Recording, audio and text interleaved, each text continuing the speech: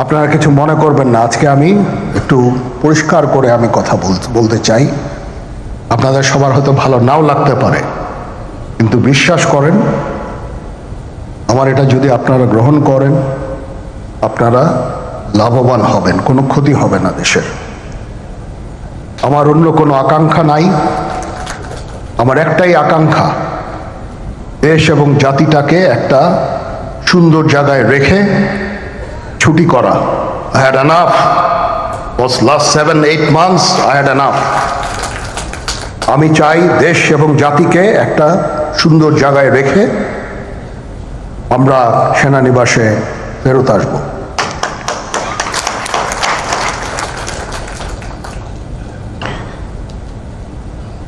আরেকটা জরুরি বিষয় যেটা আমি ভাবলাম যে আপনাদের সাথে আমি শেয়ার করি।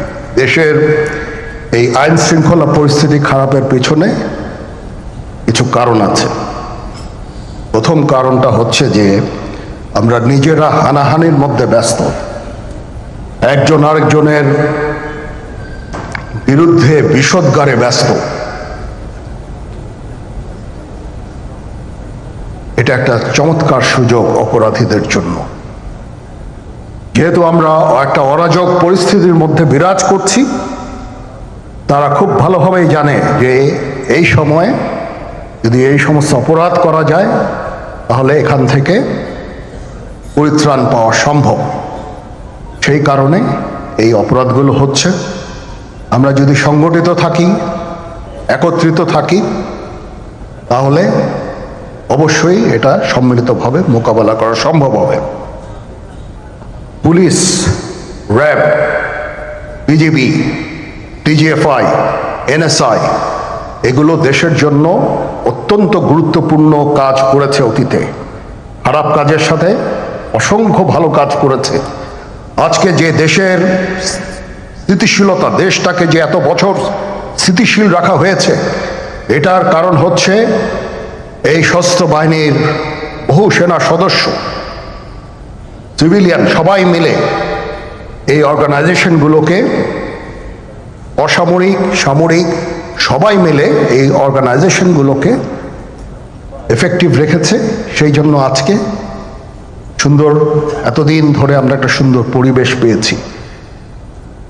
এর মধ্যে যারা কাজ করেছে, যদি অপরাধ করে থাকে সেটা শাস্তি হবে, অবশ্যই শাস্তি হতে হবে, না হলে এই জিনিস আবার ঘটবে। আমরা সেটাকে বন্ধ করতে চাই চিরতরে, কিন্তু তার আগে মনে রাখতে হবে আমরা এমনভাবে কাজটা করব এই সমস্ত অর্গানাইজেশনগুলো যেন আন্ডারমাইন না হয়। আজকে পুলিশ সদস্য কাজ করছে না, এটা বিশাল বড় কারণ হচ্ছে অনেকের বিরুদ্ধে মামলা, অনেকে জেলে। RAB, BGB, DGFI, NSI panicked. বিভিন্ন দোষারোপ, গুম, খুন ইত্যাদি তদন্ত চলছে। অবশ্যই তদন্ত হবে, দোষীদের বিচারের আওতায় আনতে হবে। এমনভাবে কাজটা করতে হবে যেন এই অর্গানাইজেশনগুলো আন্ডারমাইন না হয়। এই অর্গানাইজেশনগুলোকে যদি আন্ডারমাইন করে আপনারা মনে করেন যে দেশের শান্তি শৃঙ্খলা বিরাজ করবে, সবাই শান্তিতে থাকবেন, সেটা হবে না, সেটা সম্ভব না। আমি আপনাদের পরিষ্কার করে বলে দিচ্ছি, এই দেশের শান্তি শৃঙ্খলা রক্ষার দায়িত্ব খালি সেনাবাহিনীর না। 2 লক্ষ পুলিশ আছে, বিজিবি আছে, র্যাব আছে, আনসার ভিডিপি আছে, আমার আছে হচ্ছে 30,000 সৈন্য। এদেরকে আমি এই যে একটা বিরাট ভয়েড, আমি এই 30,000 সৈন্য দিয়ে আমি কিভাবে এটা পূরণ করব? 30,000 থাকে, আবার 30,000 চলে যায় ক্যান্টনমেন্টে, আরো 30,000 আসে। এটা দিয়ে আমরা দিন রাত আমরা চেষ্টা করে যাচ্ছি। এখানে যে সমস্ত উচ্ছৃঙ্খল কাজ হয়েছে সেটা আমাদের নিজস্ব তৈরি, এটা আমাদের নিজস্ব ম্যানুফ্যাকচার, আমরা নিজস্ব এইগুলো তৈরি করেছি। এই বিপরীতমুখী কাজ করলে এসে কখনো শান্তি শৃঙ্খলা আসবে না, এই জিনিসটা আপনাদের মনে রাখতে হবে। ভিশনের ফুলঝুরি মেগা অফারে ফ্রিজ কিনলেই পাচ্ছেন 16 পিসের আকর্ষণীয় গিফট বক্স একদম ফ্রি। আজকে একটা সেনা বিধুর দিবস। 2009 সালের 25শে ফেব্রুয়ারি আমরা এই 57 জন চৌকস সেনা অফিসার এবং শুধু তাই নয়, আমাদের কিছু কিছু পরিবারবর্গর সদস্যদের আমরা হারিয়েছি। এখানে আসার সময় এই ছবিগুলো আমি দেখছিলাম। এই ছবিগুলো আপনারা অনেকে ছবিতে দেখেছেন, কিন্তু এগুলো আমার সব চাক্ষুষ দেখা। আমি একটা চাক্ষুষ সাক্ষী এই সমস্ত বর্বরতার। একটা জিনিস আমাদের সবসময় মনে রাখতে হবে, এই বর্বরতা কোনো সেনা সদস্য করেনি, সম্পূর্ণটাই তদানীন্তন বিজিবি সদস্য দ্বারা সংঘটিত। Full stop. এখানে কোনো ইফ এবং বাট নাই।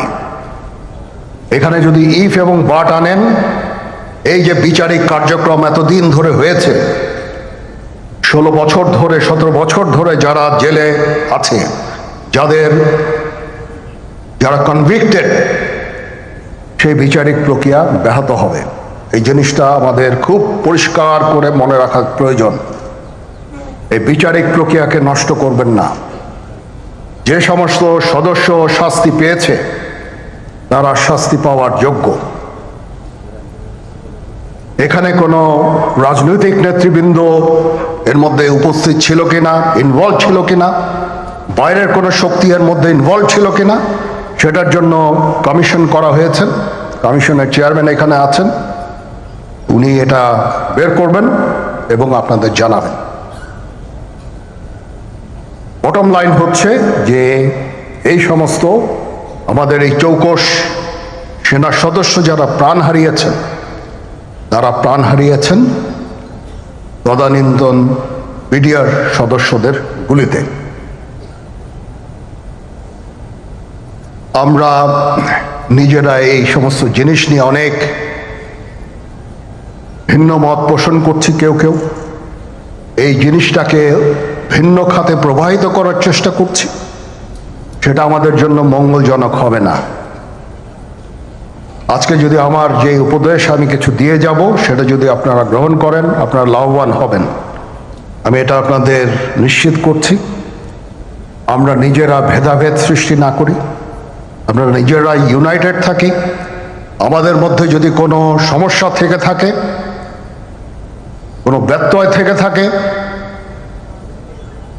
কোনো গ্রিভান্সেস থেকে থাকে, সেটা আমরা আলোচনার মাধ্যমে সমাধান করব। এটার জন্য ডানে বায়ে দৌড়িয়ে কোনো লাভ হবে না, নিজের ক্ষতি ছাড়া কোনো লাভ হবে না। আমি আপনাদের এই জিনিসটা নিশ্চিত করে দিচ্ছি। কিছু কিছু সদস্যদের দাবি যে তারা 2009 সাল থেকে আজ পর্যন্ত বিভিন্ন শাস্তি পেয়েছেন। কেউ কেউ দায়ী করছেন যে তারা অযাচিতভাবে শাস্তি পেয়েছেন। সেটার জন্য আমি একটা বোর্ড করে দিয়েছি, একজন লেফটেন্যান্ট জেনারেল সেই বোর্ডের সদস্য। প্রথম ফেজে 51 জন সদস্যর ব্যাপারে আমার কাছে রিকমেন্ডেশন নিয়ে এসেছে। তার রিকমেন্ডেশনের অধিকাংশই আমি গ্রহণ করেছি এবং আরো বেশি আমি দিয়েছি। নেভি এয়ারফোর্সও তাদের এই কার্যক্রম চালিয়ে যাচ্ছে। আমার স্ট্যান্ড পয়েন্ট হচ্ছে, যদি কেউ অপরাধ করে থাকে সেটার জন্য কোনো ছাড় হবে না, বিন্দু মাত্র ছাড় নাই। আমি আপনাদের পরিষ্কার করে দিচ্ছি, it is a discipline force. Discipline ফোর্সকে ডিসিপ্লিন থাকতে দেন। আজকে এই যে দেশের ক্রান্তি লগ্নে সমস্ত বাহিনী, সমস্ত অর্গানাইজেশন বিপর্যস্ত হয়ে পড়েছে। খালি সেনাবাহিনী টিকে আছে, বিমান বাহিনী টিকে আছে, নৌবাহিনী টিকে আছে। কেন?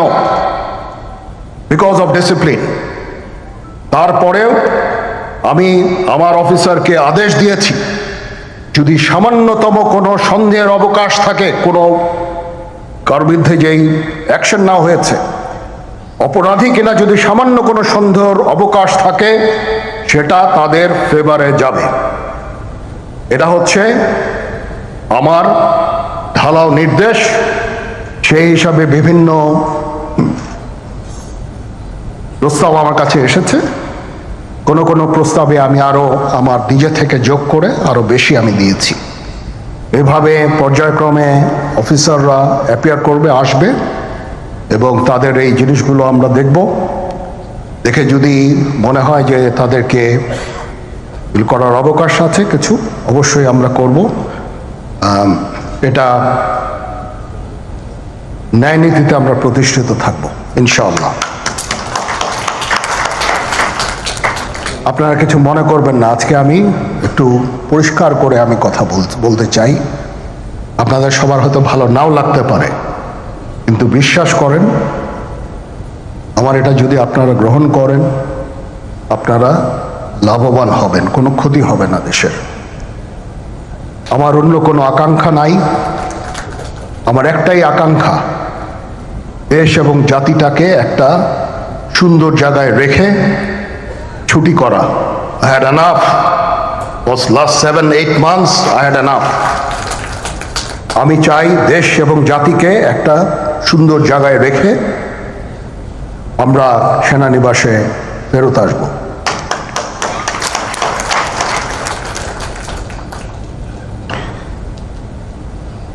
আরেকটা জরুরি বিষয় যেটা আমি ভাবলাম যে আপনাদের সাথে আমি শেয়ার করি। দেশের এই আইন শৃঙ্খলা পরিস্থিতি খারাপের পেছনে কিছু কারণ আছে। প্রথম কারণটা হচ্ছে যে আমরা নিজেরা হানাহানির মধ্যে ব্যস্ত, একজন আরেকজনের বিরুদ্ধে বিষোদ্গারে ব্যস্ত। এটা একটা চমৎকার সুযোগ অপরাধীদের জন্য। যেহেতু আমরা একটা অরাজক পরিস্থিতির মধ্যে বিরাজ করছি, তারা খুব ভালোভাবেই জানে যে এই সময়ে যদি এই সমস্ত অপরাধ করা যায় তাহলে এখান থেকে পরিত্রাণ পাওয়া সম্ভব। সেই কারণে এই অপরাধগুলো হচ্ছে। আমরা যদি সংগঠিত থাকি, একত্রিত থাকি, তাহলে অবশ্যই এটা সম্মিলিতভাবে মোকাবেলা করা সম্ভব হবে।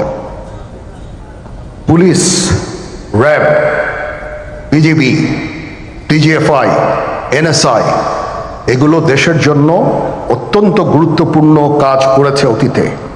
খারাপ কাজের সাথে অসংখ্য ভালো কাজ করেছে। আজকে যে দেশের স্থিতিশীলতা, দেশটাকে যে এত বছর স্থিতিশীল রাখা হয়েছে, এটার কারণ হচ্ছে এই সশস্ত্র বাহিনীর বহু সেনা সদস্য, সিভিলিয়ান সবাই মিলে এই অর্গানাইজেশনগুলোকে, অসামরিক, সামরিক সবাই মিলে এই অর্গানাইজেশনগুলোকে এফেক্টিভ রেখেছে। সেই জন্য আজকে সুন্দর, এতদিন ধরে আমরা একটা সুন্দর পরিবেশ পেয়েছি। এর মধ্যে যারা কাজ করেছে, যদি অপরাধ করে থাকে সেটা শাস্তি হবে, অবশ্যই শাস্তি হতে হবে, না হলে এই জিনিস আবার ঘটবে। আমরা সেটাকে বন্ধ করতে চাই চিরতরে, কিন্তু তার আগে মনে রাখতে হবে আমরা এমনভাবে কাজটা করব এই সমস্ত অর্গানাইজেশনগুলো যেন আন্ডারমাইন না হয়। আজকে পুলিশ সদস্য কাজ করছে না, এটা বিশাল বড় কারণ হচ্ছে অনেকের বিরুদ্ধে মামলা, অনেকে জেলে। RAB, BGB, DGFI, NSI panicked. বিভিন্ন দোষারোপ, গুম, খুন ইত্যাদি তদন্ত চলছে। অবশ্যই তদন্ত হবে, দোষীদের বিচারের আওতায় আনতে হবে। এমনভাবে কাজটা করতে হবে যেন এই অর্গানাইজেশনগুলো আন্ডারমাইন না হয়। এই অর্গানাইজেশনগুলোকে যদি আন্ডারমাইন করে আপনারা মনে করেন যে দেশের শান্তি শৃঙ্খলা বিরাজ করবে, সবাই শান্তিতে থাকবেন, সেটা হবে না, সেটা সম্ভব না। আমি আপনাদের পরিষ্কার করে বলে দিচ্ছি, এই দেশের শান্তি শৃঙ্খলা রক্ষার দায়িত্ব খালি সেনাবাহিনীর না। 2 লক্ষ পুলিশ আছে, বিজিবি আছে, র্যাব আছে, আনসার বিডিপি আছে, আমার আছে হচ্ছে 30,000 সৈন্য। এদেরকে আমি এই যে একটা বিরাট ভয়েড, আমি এই 30,000 সৈন্য দিয়ে আমি কিভাবে এটা পূরণ করব? 30,000 থাকে, আবার 30,000 চলে যায় ক্যান্টনমেন্টে, আরো 30,000 আসে। এটা দিয়ে আমরা দিন রাত আমরা চেষ্টা করে যাচ্ছি। এখানে যে সমস্ত উচ্ছৃঙ্খল কাজ হয়েছে সেটা আমাদের নিজস্ব তৈরি, এটা আমাদের নিজস্ব ম্যানুফ্যাকচার, আমরা নিজস্ব এইগুলো তৈরি করেছি। এই বিপরীতমুখী কাজ করলে এসে কখনো শান্তি শৃঙ্খলা আসবে না, এই জিনিসটা আপনাদের মনে রাখতে হবে।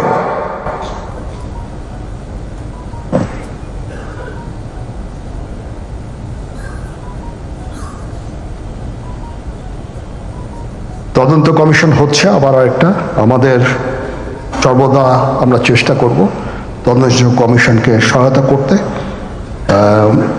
এ ধরনের সাহায্য সহযোগিতার প্রয়োজন হয় আমরা করব।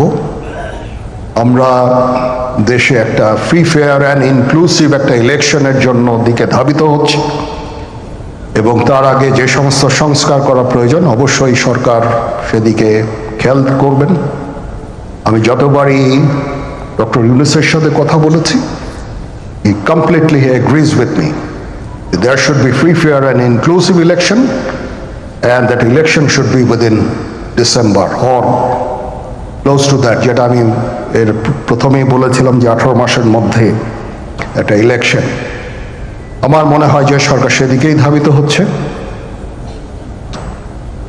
ডক্টর ইউনূস যথাসাধ্য চেষ্টা করে যাচ্ছেন এই দেশটাকে ইউনাইটেড রাখতে, কাজ করে যাচ্ছেন উনি।